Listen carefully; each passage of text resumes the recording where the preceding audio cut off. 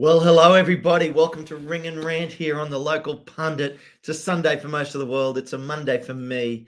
I'd like to welcome you all in the international break. And there isn't a lot happening at the moment, but that's fine. I'm here for everybody. And if it's your chance, it's your day to ring and have your say on what's going on. And I will throw the link straight into the comments for you. So if anyone does want to come in, feel free to come in and have a chat. First off, I'd like to welcome Eric Hahn as a new member. Good on you, Eric, for becoming a member. I think that's fantastic. Really appreciate you supporting the show. Welcome to everybody else. Free Pugs is at the Seahawks game. It is NFL season. It's back up and running. I'm not a massive NFL watcher. I'm more of a casual watcher. I just tend to catch highlights. Wayne, g'day, I'm up your way. He's actually at Roxburgh, which is only really about 10 minutes from me. He'd be slaving away, working, pouring a slab, while I'm here with all my other Wrexham fans getting in and enjoying our day and enjoying the break, really. I know Josh isn't a fan of the international break, and yeah, I get it because we miss our football. It is a chance. I think, though, this time the break probably came at a perfect time for us because, you know, the transfer window shut. We did amazing business. It was just fantastic. And now we got a chance for those players that we signed on the transfer window to start to gel, learn the systems, and get into playing with us. And then I see Scott is mentioning, I'm going to get into this in a second, Scott. Goal of the season contender in the women's game today. I tell you what, it would have to have been a banger to knock out that one from Ryan Hardy. And there is for the Wrexham goal of the year. And because I think Urn Kunda, who plays for Australia but also plays for Watford, he scored a free kick the other week that just blew my mind as well. But yes, and Elizabeth is saying, yeah, Mahmood and others were excellent. Absolutely. Leap and Leaper Sarah, hello, and welcome to the show. Hope you're having a great Sunday over there in the US. So, yeah, interestingly enough, we played at home, and I noticed the ladies played in the green kit. Interesting. So whether the other team didn't have an away kit ready and got to play in their home kit, I don't know. But, you know, maybe we're just doing nice things for them. So, yeah, that was all good. But, yeah, and Chicky Brewer, hello. Danny D, welcome, guys. And, yeah, everybody welcoming Eric Hahn into the membership. I think that's fantastic. So, you know, I mean, they played.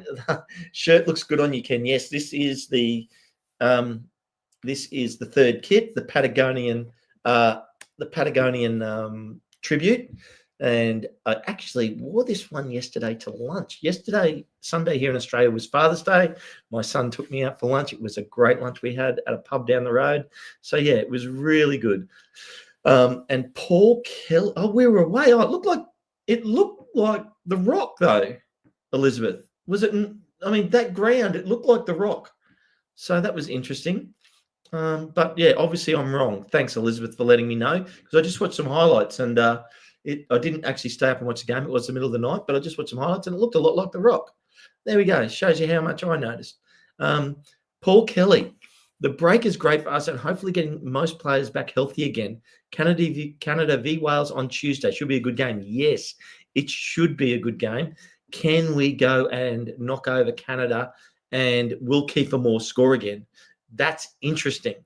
So, yeah. So there we go. And thank you very much, Nick. Appreciate that.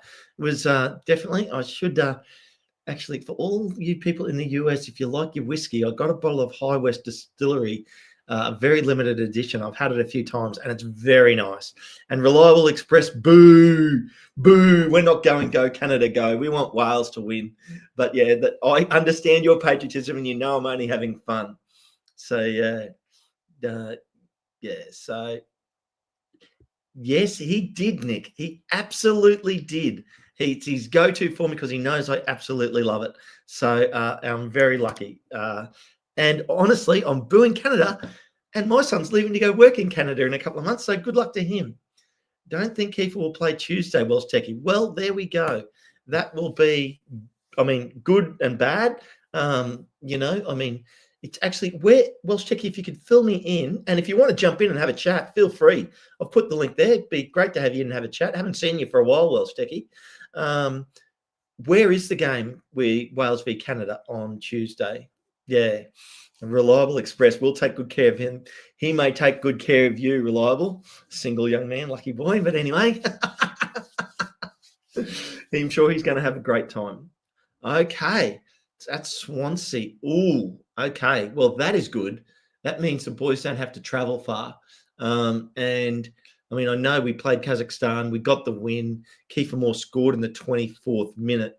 So interesting that you think he won't play. So fill us in. Yeah. So, yeah, that would be really interesting to get us up to speed there. Yeah. I don't know. So, and it was interesting today. I was thinking, I mean, let us know what you want to chat about today in the chat, people, because it is your show. You can do whatever you like. We can talk about whatever you like. And it is definitely a slower news week with the break. Was great to see the women get their season off to a great start. Sugarman as the manager, getting first win 5-2. We went down 2-0 early, and to come back and win 5-2, that's fantastic.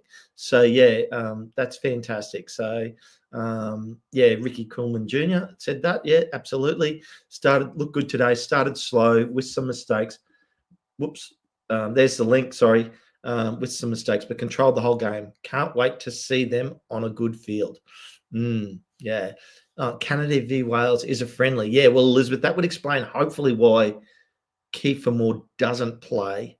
Yeah, so that would be good. If it is only a friendly, I wasn't too sure. I wasn't up to speed with that. I know Australia, obviously my country, they're playing New Zealand in 2 friendlies at the moment. So I know we're experimenting with a lot of young players. And they looked very disjointed against New Zealand the other day. We definitely controlled that match. We only won at 1-0, but we should have won by way more. But it is interesting when you're watching. Interesting point there. You're watching players that aren't playing together much and struggling to gel. And I'm sort of linking that up with Wrexham and how they're going. And Welsh Checky, you're going to do exactly the same thing with Wales by the sounds of it. So it's interesting watching all the players trying to get to play the structure that the manager wants, but also perform at a high level at the same time. Very hard.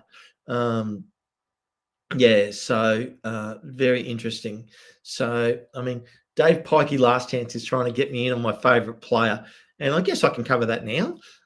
Yeah, on Harry Ashfield's involvement with the team moving forward, I'm hoping he will feature heavily in our cup games. Well, I guess, Dave, the issue there for us is how many of those games will there be?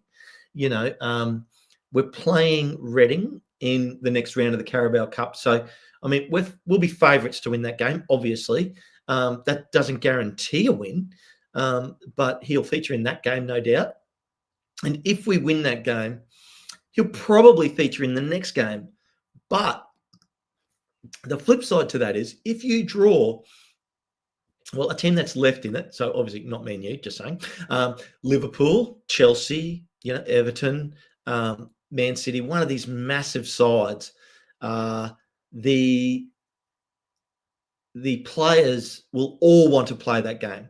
Now, who Parky plays in that game is another question altogether. So, yeah, that means, there's a chance that Asheville plays that. Also, when we get to the FA Cup, Parky tends to take the FA Cup a little bit more seriously, obviously, than the Carabao Cup, which he has never really taken seriously. I mean, they're obviously trying to win, but you're not fielding your strongest side. So that's a very interesting dynamic there. I'd say Ashfield will get a start there. Can he make the bench? Well, for the main team in the games. And that's another interesting point, because if I go and bring up the tactical board now, and if you have a look at that closely, what you can see there, and I'm going to look at that up there because I've got it on a full screen up here. So instead of I'd like to leave this not at full screen when I'm doing the show because I can read the comments on the right just in case. So what you can see there is I've got, in my opinion, what is our starting lineup roughly now, and people can agree or disagree with me on that. The one I know where there has been a little bit of contention, I won't call it contention, but people are divided, I guess, on who they think will start out of Hyam and Clearworth. But I am straight up saying Hyam. He's played 50 games straight. He played every minute in the championship last year. You don't sign a guy like that. So, to sit him on the bench, and that's not saying that I'm not a fan of Max Clearworth, but, I think Hyam's just a better player and it gives Clearworth a chance to grow, and same for Brunt for that matter, with Doyle on the other side. So with that being the strongest team, then it comes down to what are the 9 on the bench? Well, one of them will be keeper, obviously. So that gets you down to 8 players. And Parky generally has a minimum of 2 forwards. Now, at the moment, I would say that would be Smith and Hardy with that current lineup. And then if he's willing to carry a third player like up there, that would be Harry Ashfield, because he'll carry. So I need 8 players. So he'll carry 2 defenders as a minimum. So he'll carry probably Scar fits that mold to cover Cody, and then probably Clearworth on the bench in my lineup. And then you have, so that leaves, so if I start from the back and go forward, you have the keeper, which is 1, gets you down to 8. Then you have, say, in my opinion, Clearworth and Scar, or Brunt and Scar, or Brunt and Clearworth. A combination, 2 of those 3, which then gets you down to 6 players. So then if you're carrying, so that means you need at least 1 wing back. And the reason I say 1 is because a guy like Longman can cover both sides. So he is definitely a possibility to be, depending on what way Parky wants to go. I think he should carry 2 wing backs, and he should carry Barnett and Longman. But then you start, and if he does that and carries 2 midfielders, that gets you down to only 2 players left, which means it is Hardy and Smith, and Ashfield misses out. So that's where, depending on the lineup of the bench and the structure of it, will depend on whether Ashfield does get to make the bench from time to time. Because, 2 midfielders with that current midfield bench, if they were all fit, I think the midfielders are Dobbo and Thomason, or Dobbo and James, or Thomason and James. So, it's a combination of those 3 players in the midfield. Honestly, I haven't put Macca on the bench there, and I know I'm going to cop maybe a bit of stick about that, but yes, he is our captain. But I can see, it mightn't be straight away, but I can definitely see a time going forward where Macca doesn't make the bench. So that's my thoughts on whether Ashfield, where he'll make the team. And, he'll be doing lots of stuff in the squad in training. He'll get times throughout the year, but not every week. So, yeah. So I see everybody mentioning they saw Welsh Techie, which is fantastic. A couple of them mentioning Techie might have saw him doing things that, blowing his nose. But yeah, like I said, people, this is your show. So if you're wanting to come in, I'll keep throwing the link up there for you. If anybody wants to come in, it is the Ring and Rant show. That's the whole idea of it, is to welcome people in to come in and have their chat. So yeah, and it's going to be interesting. So let's get on to, let's talk about the women a little bit. How do we think they're going to go?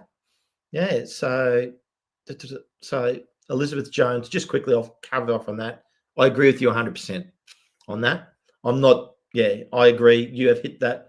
You have hit that comment. You've nailed it, because it is really hit against the slightly weaker teams.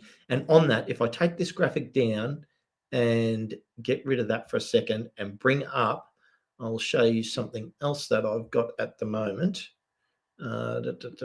Where are we? We are championship.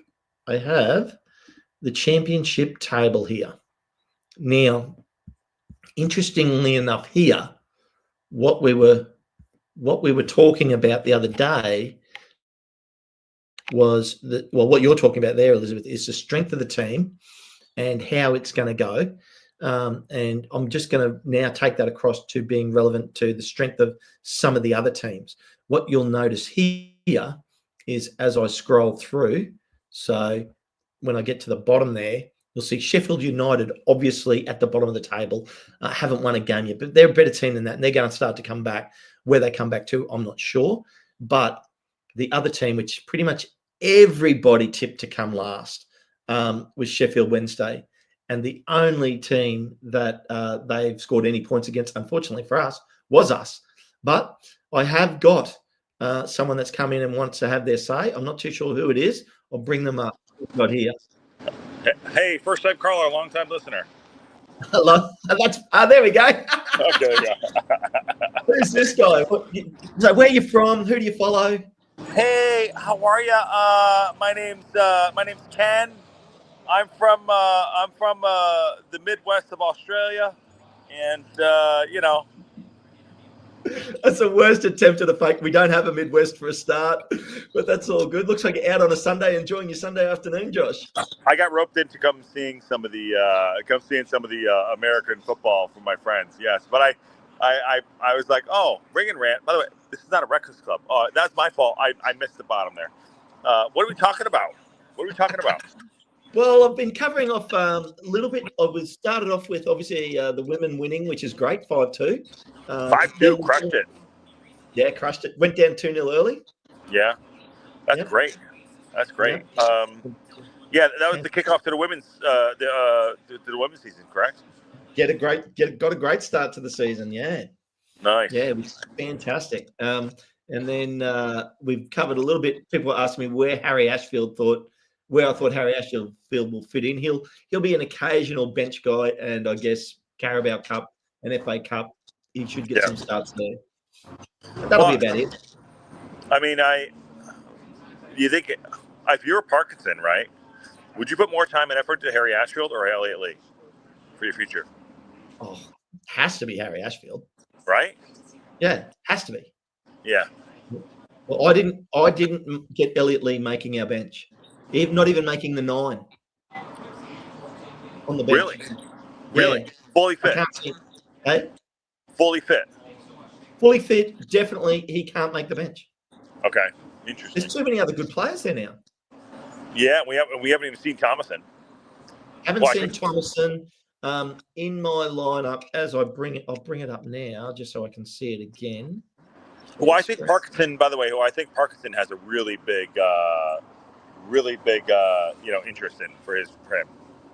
Yeah, because at the moment, like with the guys that we've signed, if we play a diamond, you've got Sheaf and O'Brien and Broadhead and Windass up, in that Sorry. Hey. Sorry about that. Actually, who are you watching? What game are you watching? Huh? My friends are watching the Broncos game, but yeah, I'm actually out of my house, just outside my house here. Welcome to LA. Oh, how good! How good! Nice. Yeah. So yeah, with those guys in the middle, I basically figure, in terms of midfielders, he'll probably carry. Well, he's got for the 9 bench players, it's a keeper. Yep. 2 defenders, at least 2 up front. So that's 5. Then you've got to carry probably, and if you're only carrying 2 up front, then you're carrying 2 wing backs. If you're carrying 3 up front, you're carrying 1 wing back. So that's an extra player. So that leaves that's 7. That leaves 2 midfielders. And with that strongest team, your midfield choices. So here's your midfield choices, people: Thomason, Dobson, Lee, Ashfield's sort of midfielder, sort of attacking, and so you've got there's 4. I'm sort of counting Ashfield as an attacker, but you can't tell me that both Thomason and Dobson won't be ahead of Elliot Lee. Well, on that, I mean, is Parkinson going to plan for the future or plan for now? I think we have enough in that scenario where we have coverage, right? With Sheaf, and with Thomason, sorry. and we have plenty of coverage in midfield. So maybe I think Elliot Lee will be in that midfield on the bench for a little bit of time, and then maybe move in Ashfield if we're gonna, maybe we move out Elliot Lee in the next next year or something like that. Also, too, I want to ask you this, not to get off topic, but on topic. How do you think AO is going to step up to this? Like, now you're the starter after basically getting pushed back to the bench. Well, I mean, I think he'll be fine. I think he's going to show moments of weakness, but he's really good. So, yeah. I mean, yeah. Well, the other person we didn't talk about that just quickly is Rathbone. Yeah. So obviously once Rathbone's back, which he's obviously not yet, which is, just remember, Parky's only put in a 24-man squad. So he's got the extra spot to bring him back. Yep. I think AO is going to be fine. Sucks for Denny Ward. I'm really excited to see Callum Burton get games in. Yeah, he's a good player. Yeah. Yeah. So and there was a comment here earlier. Sorry, right by the street. I apologize. All right. The only problem with all these variations is the lack of width if your wing backs get pinned due to a high press. We have wing backs. So we have coverage now all over the shop at wing backs. No. 100% we do. Yeah. But he thinks 2 CDMs does offer more cover to stop that. Yes, it does. But also, so that's why I'm sort of saying only 1 wing back, 2 extra midfielders, and 3 attacking players. So like a Smith, a Hardy, definitely on the bench, with the Ashfield as the third option, who also can play as well attacking midfield. So there was another comment there, Elizabeth Jones saying Lee and Ashfield are different. Yes, they are. But Lee, I'm telling you now, I think the only reason Lee's still in the squad is because Danny Ward got injured. Oh, wow. If Danny Ward didn't get injured, we wouldn't have got another under-21 keeper, and we wouldn't have had that spare spot. You think he would have been? I think he maybe would have been on that unsigned list, huh?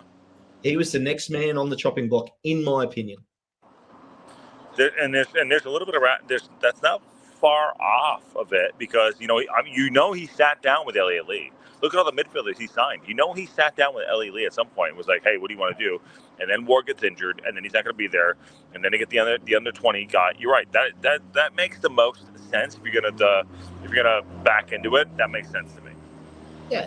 So that's interesting. So I think that's where the team is. I mean, look, we've only got 6 days to find out. It's coming. It comes around very quickly. We've just got to get through this week, and luckily we're here to keep you all entertained through that week. Do you think Windass will be ready? I hope so. I don't know. He's got to be close. Yeah, but Broadhead's the other one. Did Broadhead travel with Wales? I don't think so. And Welsh Techie mentioned earlier they're playing Canada in Swansea later this week, but it's only a friendly. Okay, so we'll have to see if he's on that pitch, or on the bench, or I don't know because we don't know. I did see Shafe was on the training ground at Wrexham, so yep. I know that. Yep. Elizabeth Jones, I'm disagreeing with Ken about Lee. I think he was always going to say, I think Scar was next in line to go. Well, here's my counter argument to that for you, Elizabeth. Owen O'Connell was gone. They just didn't get the deal done with Wickham. So who do you keep in the middle, Elizabeth? Because if O'Connell's gone, who are you keeping to play Cody's position? Yeah, because essentially what Parkinson said, and he's like, they just couldn't agree the deal. He knew O'Connell was going to be gone. They put him on that list so he couldn't get caught up, basically, so he can go play his career. So yeah. And I could have seen a world where either Scar or O'Connell went. Like it was flip of the. I think it was. Obviously, who can get a deal? Who can get a deal done? Yeah. Maybe who can get a deal? Who Parky slightly preferred. Hyam can fill in for Cody.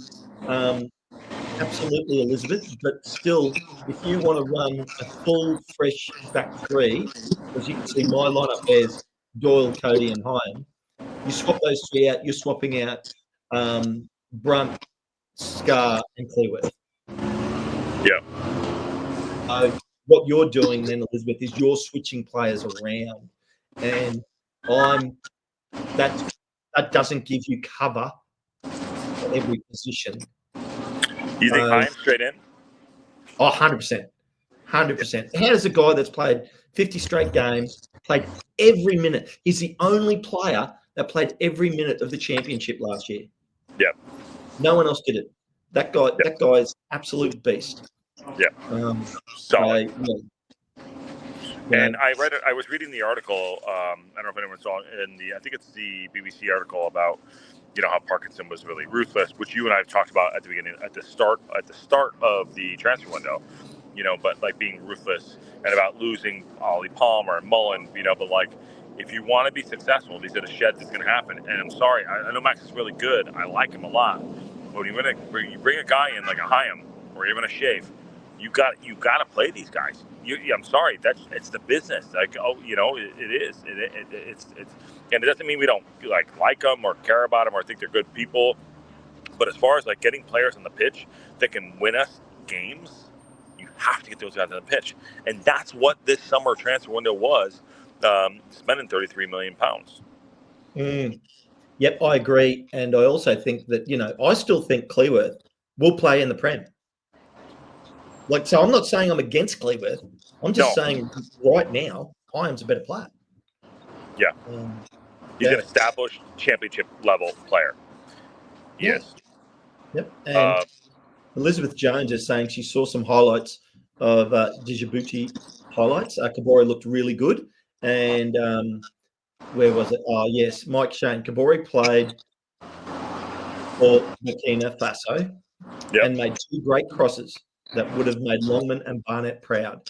So, and I'm sure Longman's not keeping up with Kabore for speed. Barnett's going to be on his tail, but he's not keeping up with him. Kabore is like lightning. Kabore is a completely different player than Barney and Longman. He's a completely different level of player and different type of player. Very direct, very quick, a little bit raw. Okay, that doesn't mean bad. Raw. He'll make a couple of errors. Yeah. But the trade-off for his brilliance is what you're getting there. Yeah. And he'll put some crosses in. He'll make guys tackle him. He'll make guys scared at the back line. He'll run at them. It'll be a whole different player. And if Parkinson wants to change it up to get a Barney on or a Longman on, I think Longman may move over to the left. I think he's actually pretty good over there.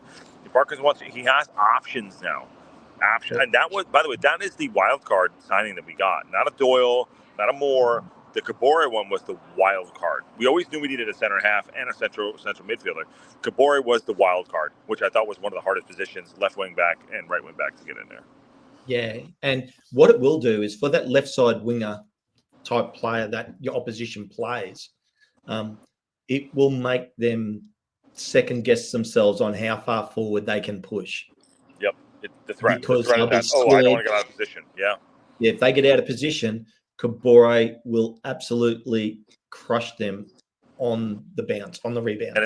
And especially if Kakachi can get forward too, and Shafe and everyone else in the midfield can track back a little bit better than, like a Matty James or a Dobson, to track back to cover that side, to help out a Doyle and help out a Heim, spreading that back 3 out. That's going to be very, very important. We're going to see a different side in probably the next 2 months, I would say. Oh, and I don't think we've seen the best of Kakachi yet either. No, I agree with you. I like that he didn't go on duty. Yeah, I do. I want. Well, no, you do. I want to get healthy. Yeah. I'll tell you what. New Zealand needed him the other night. Oh yeah, New Zealand were just average, playing against basically a whole brand new, like a second string 11 for Australia. Oh wow. Yeah. Well, shit. Well, I wanted to come in and say hi and pop in. I saw the RingNRant going. I've been off the show for I got booted off the show for 2 days by myself. I was like, I got to come in and say hi. Anyone else going to come in and talk to you? Gone, but I know you've been getting some work done. You got some nice artwork going on there. Oh yeah, got some stuff done. Yeah, got a bunch of stuff. Yeah, a few hours in the studio. Yeah, a few hours in the studio. Yep. There you go. But I can't wait to get started. Listen, I don't like not being on the show on Saturdays. I miss our games, man. I really do. A lot of fun. But But we have I think Champ Chat's going to be tomorrow night. I don't know if the boys going to do it, but we will have a breakfast club in the morning for sure. But I'll let. Yeah. I guess just a warning for everybody, we're going to probably move Champ Chat from a Sunday show. The boys have just decided that the timing of it's just not quite right, which is fine.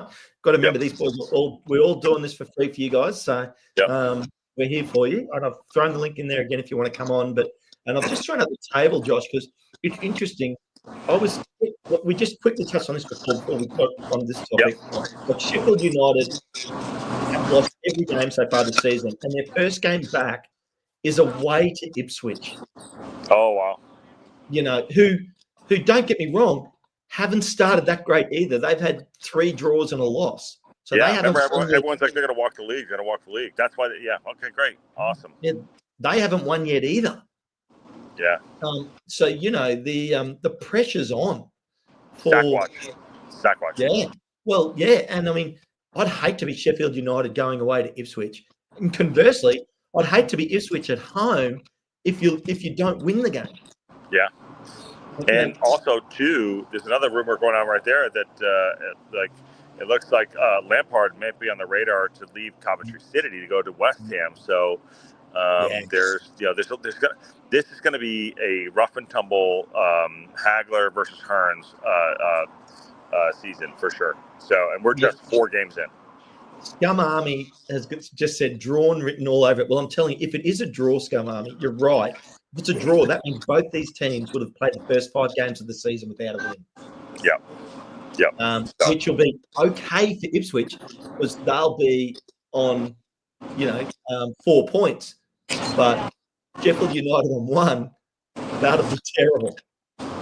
Yeah, it's gonna be rough and tumble. It's gonna be great. And then if I jump to the middle of the pack there for Scum Army, who I know, obviously we've had Mark on the show, and I see them notification. Just give me 1 second. They have you guys are sitting in 13th, and your only win of the season so far was against us. So barely.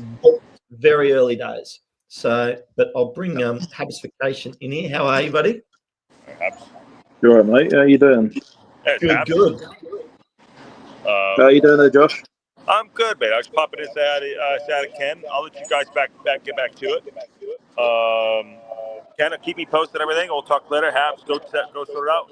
First time call, long time listener, and on that bombshell. See you, Josh. See you in a bit. So, what do you want to talk about this morning, Habs? Well, there's a few things we could discuss. It's the morning there. Oh man, I can't even. Have you got your YouTube still on? No, I haven't got my YouTube. Oh, we're getting the same issue, aren't we? Does it sound like I'm a bit tinny? Yeah, just got that echo. Like it's almost like there's something else on in the background. It's sometimes what happens is people come on, they leave their YouTube on. That's why I asked that because it sounds like a double hit. It's my headphones. It's always the headphones. It is. So, okay. 1 moment there. So, what did you want to talk about today? Or what do you want to talk about? The main thing will be to discuss is, I mean, where do you think we're gonna? What do you think is going to happen within the next 10 matches? Really, the next 10 matches. Okay, so in the next 10 matches, I can see, and well, why don't we bring that up on the screen? I can do that. Fixtures. Here we go. So, our next 10 matches, we have QPR at home, Norwich away. I'll ignore the cup. I'll just talk. You're just talking about the championship, obviously. Yeah, the championship. Yeah. Yep. Okay. QPR at home, Norwich away, Derby at home, Leicester away, Birmingham at home. Can't wait for that one, John Merrill. Stoke away. So that gets you 1, 2, 3, 4, 5. That's the next 6 anyway. So that's the next 6, and there's more after that. But I can see us literally winning, probably 4 games.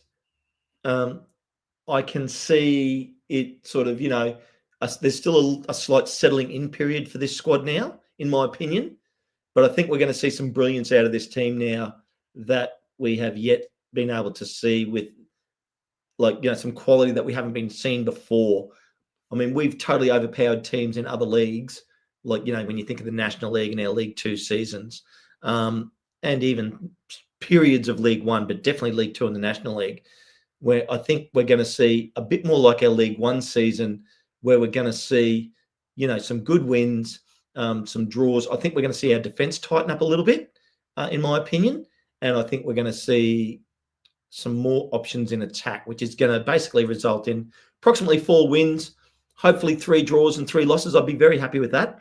4, 3, and 3. Well, how about you?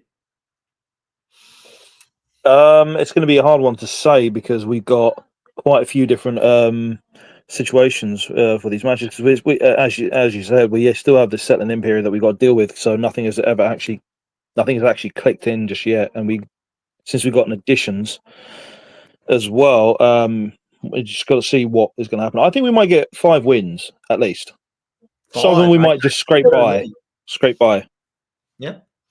5 wins would be 15 points with no draws even, which, would be 1.5 points a game average, which is fantastic. My 4 wins and 3 draws gives us the same result, 1.5 point average. So I think either one of those I'd be very happy with. That would take us to 19 points after 14 games. So, yeah, not quite 1.5 points average, but definitely trending in that direction.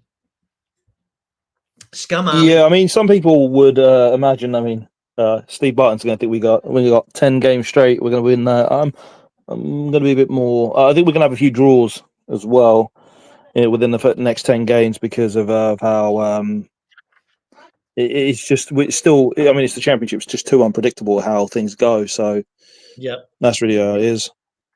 I'm going to agree with Steve only because I want it to happen. Of course, you want to have.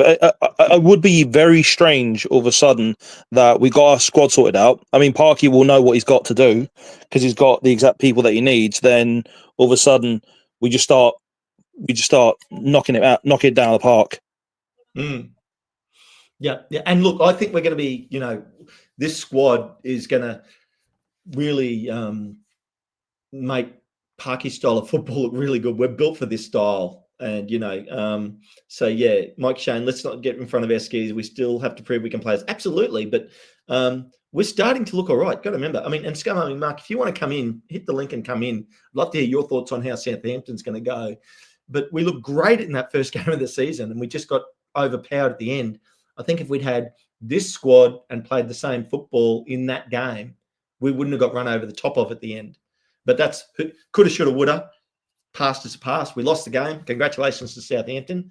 But yeah, I think there's going to be it's going to be interesting now coming out of the back, and who's going to be there at the end of the season. I mean, I'm not saying we're going to be in the playoffs or pushing for promotion or anything this season, but I really think we're going to see a really, really good. We're going to give it a really, really good run. The thing about the wanting to, because there's some people that are wanting wanting us to get into the playoffs I'd like us to be in the playoffs and then lose gloriously in a final. Surely you can't want us to lose gloriously if we make the final. You can't say that. It's because the reason I have that logic is that one, it's very good for drama. That's one thing that is. But there's also there's a very good there's a very big practical reason as to why. I mean, the biggest reason would be we just wouldn't be ready.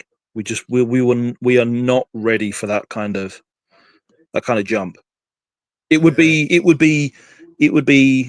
like a romantic fairy tale of something. Your heart says one thing, and then the reality just hits you, and it sets in. And you just think, oh yes, we're in the Premier League, and then you just go, oh crap, we're in the Premier League now. Yeah, but still, Habs, if we did that, if we made the final, I live on the other side of the planet. I almost reckon I'd have to get an emergency plane ticket and get over there to watch it. I feel like I'd just have to go. Oh yeah, I'll go. I'll get a ticket to get to Wembley Stadium, and that I would definitely go there for that. Yeah, I mean, massive commitment for me, but I think I'd do it. I mean, I live in Southend, so I can actually get a train straight to London, so it'd be pretty easy. It's a bit different. I mean, I'm going to do a 16-hour flight. But yeah, but it would be interesting. Yeah, I mean, there's someone saying here, John, yes, none of the parachute payment teams have started that strongly. Could be more open than people thought it would be during pre-season. Absolutely, you're 100% right. And the interesting scenario of that point is that if you get the teams like Ipswich and obviously Leicester, so these teams that have come down, starting to find form, what you want to do is try and get a draw against those teams, and then come out of that and hopefully they're beating teams around you. Because that will the thing is that with tighten up the ladder. Yeah, I mean the thing with the parachute payment teams, it's not uncommon for them to go down or come down and then just basically meander for a bit, because it does happen quite a bit where they end up coming down, they don't go straight back up, because there are those that do, and then there are those that just end up just meandering in the championship for a few years. Luton did even worse than that. They've just hopped on the slippery slide.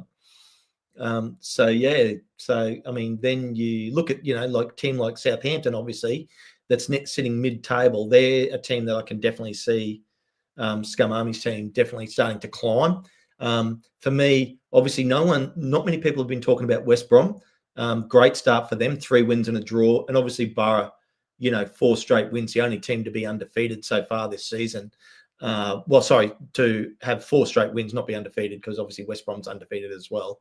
But yeah, I mean, it's so, can those teams hold their form? I think they're both now looking like, they've shown enough for me to say, well, they should be able to hold that through the season. But it's a long season, 46 games. We're only 4 games in. I mean, it is only still the beginning, so it's not like we've gotten halfway through or even a quarter of the way through. So, I mean, it's 46 match season. It's a long season, so it's going to be quite a while till we see anything shaping up to something that we can recognise for this. I think this is where we're going to start seeing the damage that we're going to do to other clubs. I think that's where we're going to start seeing some damage taking place, because the kind of players we brought in, they're the kind that will they got the quality to be able to just do that kind of that kind of damage. That's the best way I could say. Just cause havoc throughout the league. So each opposition we're going to go up against, I don't think they're going to have players like we will have that we can through. I mean, think about it. In the transfer window, we got a bunch of people. We got some of the best from the Championship, and to a certain extent from the Premier League. Yes. So I've got Mark Scum Army in here. How are you, Mark? You're right, boys. How are you? Really good, mate. Really good. I'm just literally good, bringing your Yeah, I don't know what I've missed. I just had your to go grab it. team. I just had to go grab a charger. But the league's going to break up now after this international break. We're going to see it break up quite a lot. Teams have had 2 weeks, so I think that gelling together. I think like you said, those new signings. I think you're just going to see the team each team. Each one's that going to be strong this season. You'll start seeing teams break away in that league this season. Like I said in the chat, Luton a couple of years ago when they were in the Championship, they were 2 points in, 4 games in with 2 points. They were at the bottom of the table, and they finished that season fourth or fifth, and they went up to the Premier League. So at this stage, we really don't know what's plausible, even for Wrexham or any other team in that league. Looking at that table right now, I've seen a couple of years ago, Millwall was top of the league. When we was down there, I think it was Millwall, West Brom, and then they finished the season. Do you know what I mean? Then they drop off. This early success. Like I said, these teams have got to get it together. You know what I mean? So after this transfer window and after the international break, I think we're going to see teams for what they really are. let's talk a little bit Southampton. Let's get onto you guys a little bit. How you guys coming out of the break? You're at home to Portsmouth. How are you feeling about your squad after the transfer window and after the first 4 games? Yeah, they've signed players from Germany. And like I said, you know what we were speaking about earlier? I think I caught a couple of seconds of it. You were saying you wouldn't want to go up too early, right? Yes. Not be prepared for it. Yeah, I don't want us to go up that quickly. That's abs. Yeah, That's so not we done me. that. We done that last season, and you see what happened to us, right? Both of you. So Yeah. and that's quite scary in Yeah. itself. And so this season we've obviously gone out. They've spent 52 million. So yes, we sold players. And what people don't realise is they're signing players to go up. So they're not buying. So they bought Tom Fellows from West Brom, but Everton had a deal agreed with them for £8 million to go to Everton. Everton won 3 games. They didn't pull the trigger on the contract. You know what I mean? They didn't pull it because it wasn't worth it because they're playing, so they didn't want to waste money. But like I said, we're trying to get ready for that transition. I know to everyone else, you're thinking, well, Southampton only got 5 points on the board. What it is trying to get in that position ready for when you go up. So we've signed, I think it's like 3 or 4 players, all at like 12 million a piece. Do you know what I mean? But you're Yeah. trying to sign from these foreign leagues. So you can't, because when you buy over here, you can't buy those players. Do you know what I mean? You've got that English tax. So it's literally trying to buy from afar to get ready to go up to the Premier League. And that's what Southampton are doing right now. So I think that, like I said, after this international break, I think Will still could land up being sacked by Christmas if he's still carrying on the form like it is. It's not gonna. I don't think it's gonna happen. I don't think that form that we've seen from Southampton and you see at our place, I don't think that carries on. I think it changes. It changes massively. Like you said, it will be a back 4 against Portsmouth. It'll probably be a 4-3-2-1. And yeah, the whole Well, team's going to change. The whole team's going to change. It's not going to be. It's not going to be. It's not going to be what you saw. Sorry, I'm just kind of trying to sort some things out at my house. no, Yeah, you're right. it's I've not. got a good question for you while you're gathering your Go on, thoughts. go on. Now, because you can speak from experience now, do you think that when you guys went up, do you think that there's that immediate thought that we're probably going to go back down? So do you think like the manager and There's no probably. You can see straight away. Soon yep, as the first Premier League team that you play against, you will see the depth that they've got on their bench and just the players that are playing against you. yep, It's the transition on the pitch. It's just insane.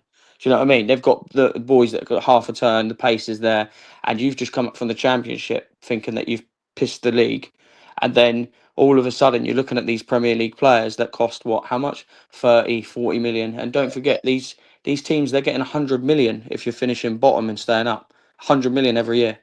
So do you? So I guess my question was really then: do you think when you go up, because in your mind, and this is what I'm thinking. I'm thinking what you've just said as well is that you're 99% certain you're probably going to come back down. So even just as you've gone up, you're already planning for Yeah. falling back down to the Championship, but then building a squad that hopefully can go Yeah, straight I up think they call them and, and yo-yo hopefully clubs. stay Yeah, up. they call them yo-yo clubs. They do. Yeah, but Yeah, I'm saying, but what I'm saying is when you go back up the next time, you stay up. Like Burnley's going yeah. to try and do So this so season. Bournemouth done that. Burnley ain't gonna. You can see it the way people sign. You know what I mean. You see the way they start. As soon as you get into that Premier League, you need a good start straight away. You need a good start to try and get points on the board in the Premier League is a really hard thing, right? And Yeah, the way Leeds and Sunderland have started, then Sunderland were lucky as well because what they done was is they sold a couple of good players. They sold that Joby Bellingham. They sold Jack Clark, I think, to I can't remember who they sold him to. Who did they sell him to? Ipswich, I think. Did they sell him to Ipswich? I think it was Ipswich. And they made money before going up. So when you're not spending revenue and then you go up to the Premier League and they give you that £140 million, you got teams like Sunderland that are pretty much spending the whole £140 million because yeah. you've got to spend that to stay in that league. You can't. There's no sign in £3-4 million. It's the big league. Like I said, you got to sign 20-30 million pound players to stay in that league. Yeah, agreed. And do you see if Wrexham go up there? I see that there's going to be further investment. I don't think it will just be Rob and Ryan. No, I think they'll sell. There'll The be valuation on the club would be stupid. They'll sell 10 to 20% of it, I think. Yeah.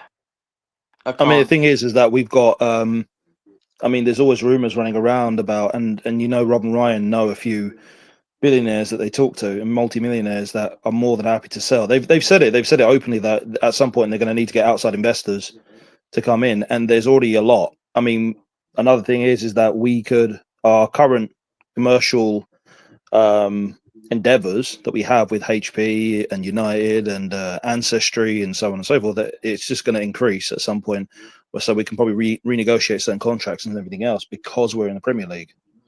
Well, what people don't realise is even in League Two, our sponsorship money was more than pretty much every championship team. So that's why they've been able it. to I was looking at shirt sales and things like that the other day to Wrexham because I can't even remember what I was talking about. And I checked that.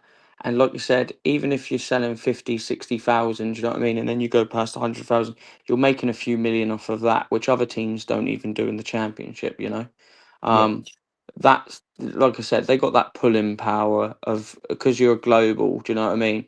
And the Premier League would love them because the way you got to look at it is you've got no one that's got an American outlet out there, have you? Do you know what I mean? And Wrexham have got that. And that's one thing that they'll look at this summer league before this summer event they do in America for the last 2 years. That's what they've been trying to break for years, right? And I think that would be the pot at the end of the rainbow, wouldn't it, for the Premier League, right? Because you'd bring so many fans to the Premier League. Yep, exactly right. Like that, you imagine the Premier League in America. If Wrexham get into the Premier League, the amount of exposure they're going to get, it's going to be just insane. I reckon it will be double than what they're getting already now. I really do. The thing is, though, one thing is that if people who have just now heard about this, what's going to end up happening? It's not just in the US, but I mean, it'll be all around. What will end up happening is that people will hear about Wrexham. They've kind of heard it in the background about this club that's been bought by these two movie stars, and they're like, "Well, how do they get into the Premier League?" And then you can just say, "Go watch your documentary. It's all there on Disney Plus." And then all the eyes start rolling back to season 1 on the documentary, whilst they start catching up to that, and then they're like, okay, people start falling in love with the documentary, they become fans, they switch over to watching the matches, and then people just start picking things up. That's what ends up happening. They end up saying, oh, I want it. They start liking the documentary, then they start watching the matches, then they start paying for the matches, they get themselves a shirt. It's just a roll-on effect. It's a massive snowball effect. Who do you, just a quick one, boys, do you think anyone's going to sign Danny Rowe? I'm not seeing it at the moment, but I don't know. Like, I honestly haven't been following it that hard, so I can't give an honest answer on it. Is that the one at Fulham? Danny Rowe. Danny Rowe was at Sheffield Wednesday. He got loads of backlash because obviously he wanted to leave there and he was trying to push for a move, and obviously tried to push move for Southampton, and then we didn't land up getting him anyway. And then he tried to push a move for Leicester, and it left a sour taste in obviously Sheffield Wednesday's mouth. Do you know what I mean? But Chanziri, if you know anything about Chanziri, he's literally ruined the club. But Danny Rowe's a really good manager, and I could still end up seeing him replacing Ruben Sellers, even though it's Sheffield United, and that was Sheffield Wednesday that he managed. I can see him going there. Yeah, totally can leave of his own accord whenever he likes. Like he's not tied to anything. Oh, he's left. He's left now, isn't he? Yeah, he's completely left. So they got a new manager, but yeah, I can see someone having Danny Rowe. Like I said, there's going to be a couple of teams that fall short after those 10, 15 games. So a couple of teams are going to pull the trigger. I think it's going to be really fascinating because Middlesbrough and West Brom in that league, they've had a really good start, right? A really good start. So it's teams like that as well. They've got a couple of tough running games coming. I think they've got Leicester and a couple of other teams coming up. Well, on that, what do you think on the manager talk? What do you think of the rumours about Lampard? I don't think it's true. Okay, perhaps. I just can't see it. I think Lampard has got something to prove. He has, after the debacle that happened at Chelsea. I think he's got a lot to prove. So I think he wants to go up this year with Coventry, and here's the thing: Coventry were good last year as well, if I remember correctly. Or were they They've bad? always been good. The only problem with Coventry is every season that I've seen them, what they do is they start really poorly, and then when they Yes. get to Christmas, all of a sudden they get some wins together, and then it comes halfway through like to the back end of the season, and then they're playoffs, you know. So, and the Yeah. season before that we were down there, they made playoffs that season, so they've always been in around it, but it's always a poor start. Obviously, they've had a good start this season, so the Coventry fans are all hyped up, and fair play to them. I would be too, right? And Lampard's done a good job there, but like I say. Would you want to do a West Ham move this early in the season? He would, yes. But do you see him pulling the trigger after Graham Potter signing all these players that he signed? The thing is, I don't know if he will want to go to West Ham. West Ham just seems to be. I don't know. I mean, that club is on life support in the Premier League, so Well, that's Yep. yeah, 100%. Yeah, I can't. Like I said, I can't see him moving. I think that's like I said. I think that's that Coventry project. I think he stays there. I think he really does because he went from Derby to who was it? Derby to was he at Everton as well? I don't know about Everton. I'm Yeah, I'm just pretty looking. sure he saved. I'm pretty sure he saved them one season at the end of the season. Then Sean Dyche took over after him. But yeah, like I said, he's been at loads of clubs, right? But he's never actually proved himself. He's Yeah. never proved himself. Just So quickly, yeah, guys, I'm just throwing the Discord link in there for PVFC Life, so Port Vale Football Club. Like mentioning, he does stuff there on Port Vale. There's been a fair few comments there. Just quickly, I'm just going to get us off topic for just 1 second. Just that people are asking about Mo Fale, and he obviously had a couple of games. He's mentioning it. It's there for you now. That Discord link. If there anybody, obviously, to hit that and join that. There's lots of football chat in there. Really love for you to time. And what we will do. If you get that link in there, PVFC, what we'll do is I wouldn't mind getting you on to have a chat about Mo Fale and how he's going at some stage in the future. So jump in there and hit that link. It'd be good to have a chat to you. But just quickly, back boys. Well, I'm going to bring it back to you, Mark, with Southampton. yeah, Where do you think you guys will finish this season? Do you think you can make the auto promotion, or you think you're playoffs? mate. I've done a little background check on the players we've signed. That Leo Saenza, he looks amazing. He's Brazilian, come from Germany, the Bundesliga, and he's just one of these players, a rare find. He looks good, right? Any highlight reel looks good Mhm. on YouTube, right? But Yep. he looks a star in himself. And then they signed a German international, Casper Yander, in the middle of the park, and that's what we've been missing. Flynn Downs has played piss poor this season, to put it quite frankly, and he's probably going to replace him against Portsmouth. You're probably going to see about 5 changes. You're going to have Finn Azaz that was scoring for Middlesbrough and getting assists, and Tom Fellows as well for West Brom on the right wing.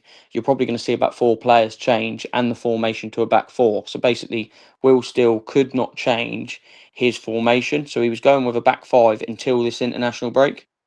So even at home, we weren't putting those players forward. Do you know what I mean? There was no men committed forward. You're Mhm. going to see that. You're obviously going to see that change.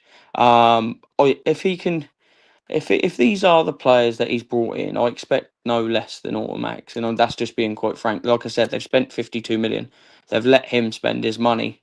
Um, it just, like I said, it just takes that run. You get three games on a run. You got 9 points, and then all of a sudden that's it. Yeah. Do you know what I mean? Then you start going on a big charge, and then they start beating their chest. Do you know what I mean? We're that yo-yo club. We've got the money. Do you know what I mean? And then teams start getting scared because they've had a poor start. The only one that's pretty much done that has been a Leicester, and they've only probably got 3 or 4 good players left from that Premier League season in like Vestergaard and Fatua against Birmingham that showed up. And like I said, us teams that come down, they've got those players. It just takes the right manager for it to click together. But with So Wrexham, totally different.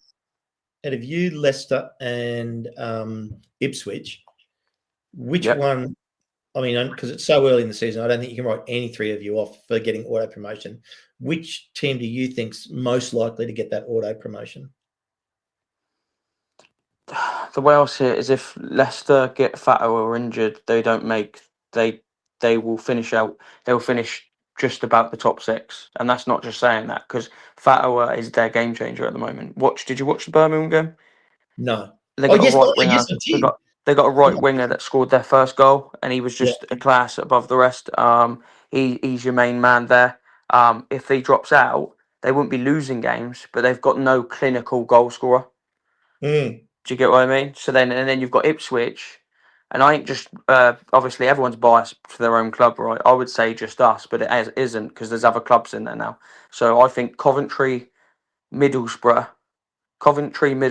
Birmingham, and Southampton, and maybe Ipswich. And some people might be shocked when I say that, but Ipswich have lost their whole core of their team. That team that took them to the Premier League and the team that went into the Premier League, they've lost the whole core of it. So they had 5 players, and they've lost like their main 5 in And the we nicked middle of one of their them. midfield. And yeah, you've nicked one of them. Who else? Portsmouth's nicked one. One of them went over to Egypt to play football. Like I said, if I had the list, I've only got one phone in front of me, so I can't get a list up in front of me. But they've lost pretty much their core players. So that's it. You know what I mean? When you miss the core of your players, every team needs a core structure. And Yeah. that's what they're missing. I can't see, like I said, Ipswich, I don't see making it. It's out of us and Leicester. Just can't see it. I think Kieran McKenna is going to have a season of like probably playoffs, and it's probably going to be building a squad. Yep. I saw your comment there, Elizabeth. I thought that was very funny. And just quickly, do you think Leicester's going to lose 9 points? Yeah, they're going to lose 9 points because you don't get away with. So, Listen, there's only so much you can get away with. so if you actually add that to the table now, they're tied with Sheffield United. People. Yeah, but this is the thing. They've had a good start. So the thing is, with teams that have a good start, sometimes they just run away with it. And I can't, like I said, Luton, 2 points, they get in playoffs, they win the playoff. This is what I mean. Would Wrexham be ready? It could happen. I know it could be fairy tale stuff, right? But it could happen. Okay. It could really Yeah. happen. You could get I don't to think the we're ready. playoffs, It'd be great if it happened. but you'd be putting your hands on your head at the same time thinking no. Because would surely they must have a little plan B in the background ready for it, right? So here's my thing. Rob and Ryan are storytellers. If we're the only club to have ever done it, if they do it, and I'm not saying they will, because I think we're going to struggle to make the playoffs. No, I don't think it's I don't think it's plausible, but you never say never. No. So imagine it does happen. Like down Habs' route earlier. We make the playoffs and we get to that final, and we don't lose Habs. We win. Okay, I'm changing your storyline. We win. I don't want us to win. That's the thing. It's too much. And we go up, right? So there is the big fairy tale made it to the Premier League. Then next year, get your absolute butt handed to you, and you come straight back down. And it's like, well, didn't we learn a lesson there? And then they have to go and do it again. This is. I mentioned this to Josh when we're doing these shows. It's funny. The stories just keep writing themselves. This is a great part. I don't think they would want to go up like that because, like you say, to be fair, your man on this chat here, I don't know your name, bud, but you got it right. I don't think they would really, honestly, I don't think they would want to go up unless they had that investment straight away. Because if you went up and got your ass handed to you, what sort of story would that be on Disney?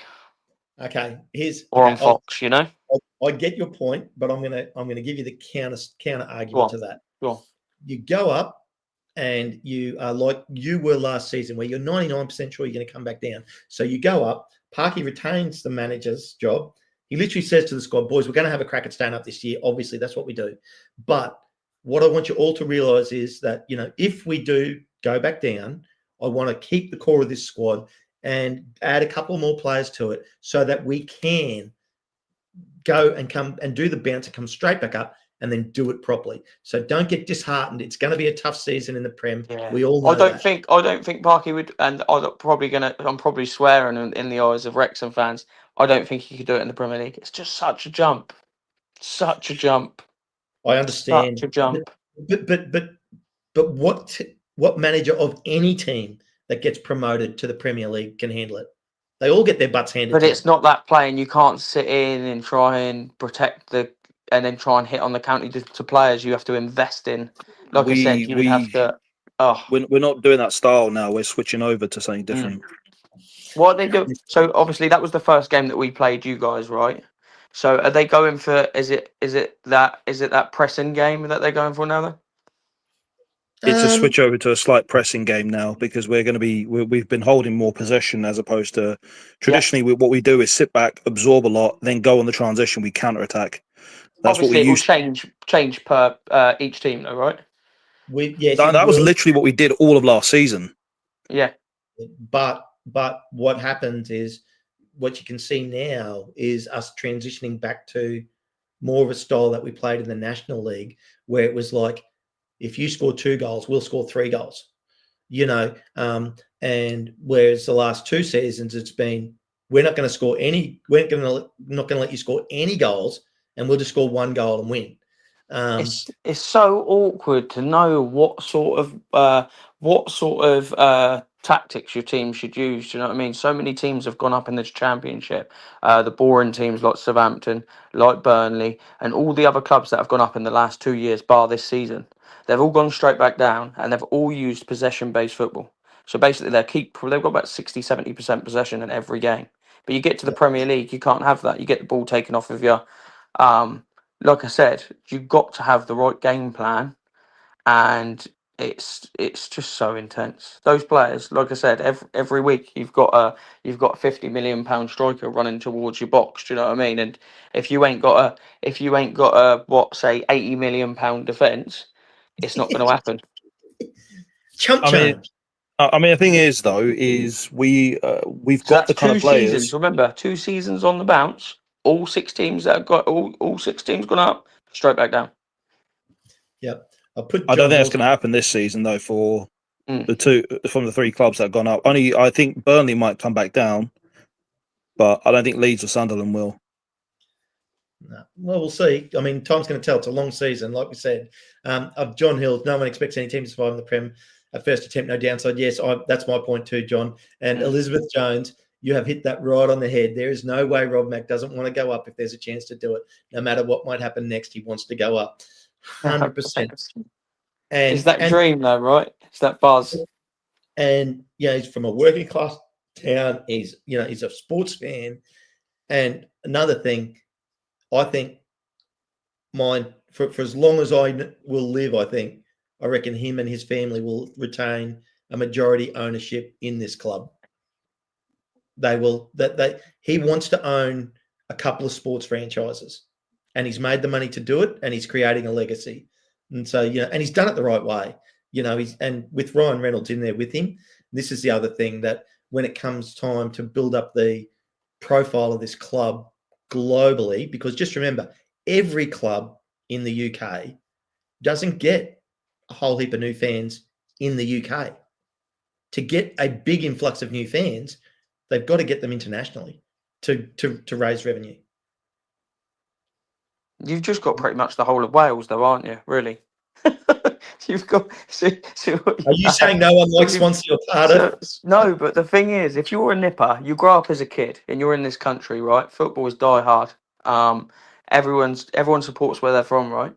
But if you haven't actually got a team and you're outside a borough or outside a different county or wherever you're from, and you've got a close team next year, and it's doing really good, when you're a nipper, you ask for that T-shirt. Do you know what I mean? So the amount of influx they've probably got from Wales and the rest of the country as well, I reckon that would probably be massive.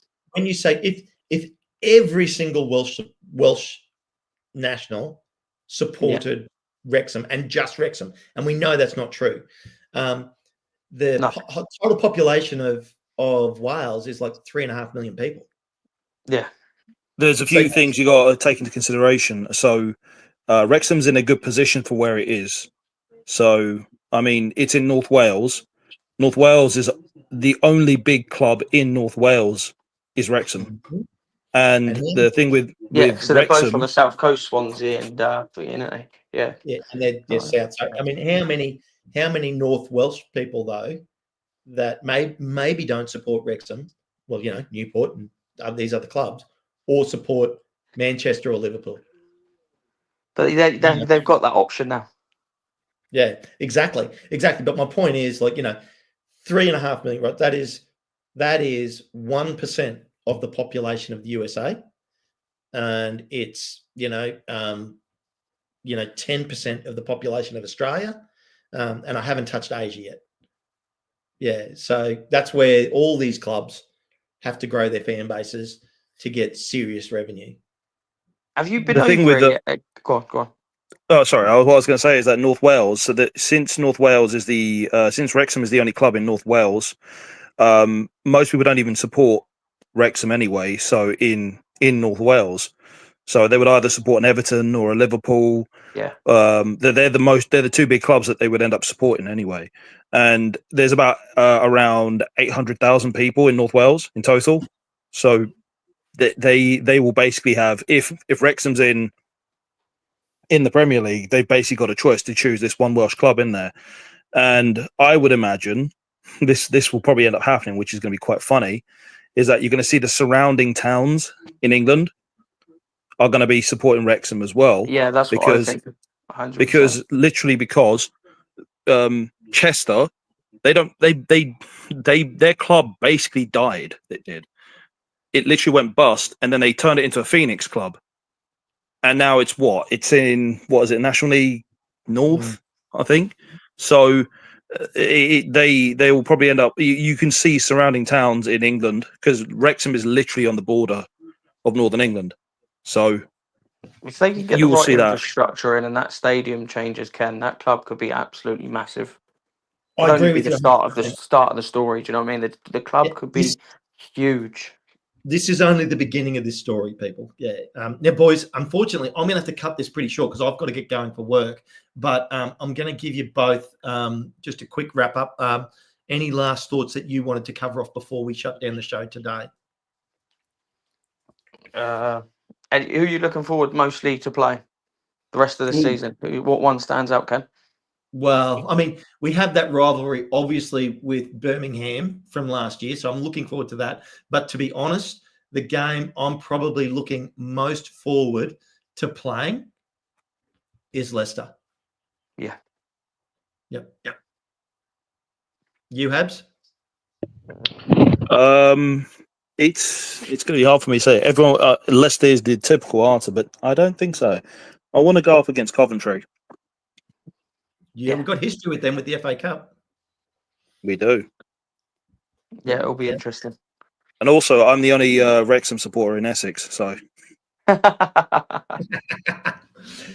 boys, I really appreciate you both coming on today, having a chat. It's really good to. Don't forget, people, don't be shy.